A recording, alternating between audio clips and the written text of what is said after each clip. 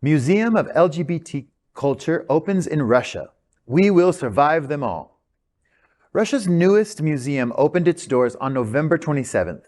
It may close them for good before the week is out. The country's newly toughened legislation against so-called lesbian, gay, bisexual, and transgender propaganda, which was passed by State Duma, the lower house of parliament, in its final reading on November 24th, is expected to become law by December 1st.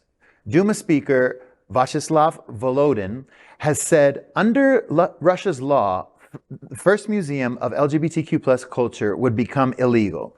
Visitors to the country's first museum of LGBT culture are greeted at the entrance by a portrait of composer Pyotr Tchaikovsky, arguably the most prominent gay man of Russia's imperial period.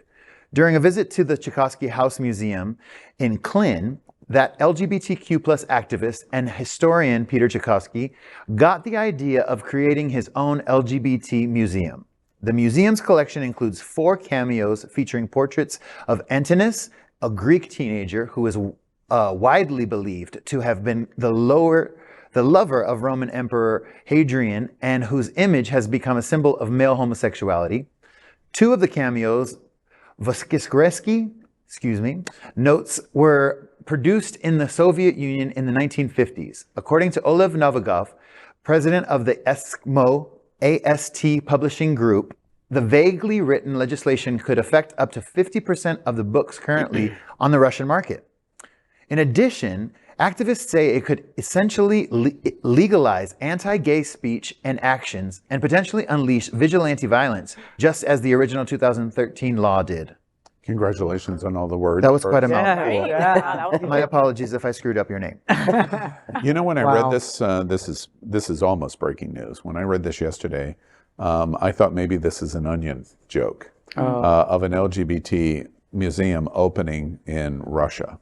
And then we're reporting tonight, Matthew's reporting tonight, no, this is not a joke, this is true. The only joke in that story is kind of tongue-in-cheek. It may be closed by the end of the week. Right. Yeah. Because if you're not following what's going on in Russia, Russia has basically moved they only have one tiny vote step left to basically ban the existence of LGBT in Russia. It does not exist. Yeah, according to some of their leaders, there are no gay people in Russia. There's no gay people in Russia, and we do not acknowledge that it exists. It is illegal, and if it happens, it can happen because there are none in Russia. 170 million Russians, and there's 0%. Not one gay, not one drag queen, not one lesbian, not one butch boy. Nope. Yeah, we need an LGBTQ refugee program. Exactly. For the Russians. I mean, obviously they need someone closer initially. But I honor horrible. I honor the attempt. Yes. You know. It's almost like it's kind of scary because when you bring it to the forefront, then it becomes a topic of conversation, and that the rhetoric starts to get tossed around, and that's where the violence comes in, and people feel emboldened by political leaders. We saw it here in our country too. If you have hate coming from the top, it's going to spew out everyone below so much more. What was the soccer game the other day? It was the U.S. against Iran, right? Those poor players. I'm afraid for their lives when they go back home. The most emotional, I don't care anything about soccer, but the most emotional moment of that, we reported it last night on Queer News Tonight, and not a single, I said, we are clearly a queer news show because everybody just lambasted FIFA and Qatar, and no one talked about the game at all. And I said, clearly we're queer because we don't care anything about soccer, and we don't even talk about I have watched many matches. Well, I was broadly stereotyping.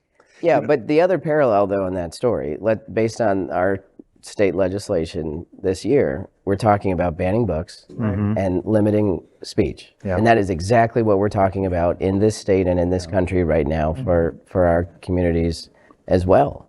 So, and what is a museum if not just a collection of history? I mean, but they never had gay people in Russia, so there is no LGBT history to tell, according to them. And your observation, and your observation, and your observation, I think are all excellent, and they're the same observation. Right. There's an intersection of all of these things. And when we don't get distracted out here, we watch the intersection, we watch the traffic as they're crossing each other.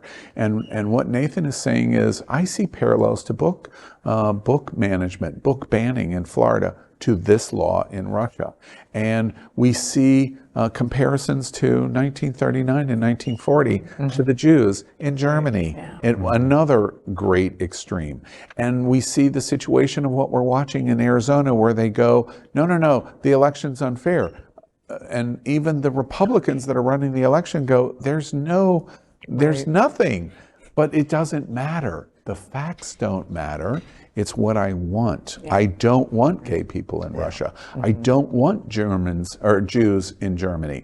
I don't want free elections in Arizona. Right. It's all an intersection. Yeah. Well, and also, maybe to brag a little bit, what we have as a resource here locally, we have Stonewall Museum of History, right? So how many cities in the U.S. have an LGBTQ history museum? Right. So other than the, unfortunate intersections, I would really, look at this story and remind folks, Americans, there's a lot of LGBTQ history that is forgotten, that we need to go back and we need to celebrate that. Absolutely. And those stories are still being told, and Excellent point. maybe we'll see some museums open here. One of the things that we do with Lambda Living is intergenerational stuff. Yeah. So, those of us who've been around for a while, who lived through some of these horrible experience, like the whole Anita Bryant thing back in the late 70s, we make sure that these young people know what happened so that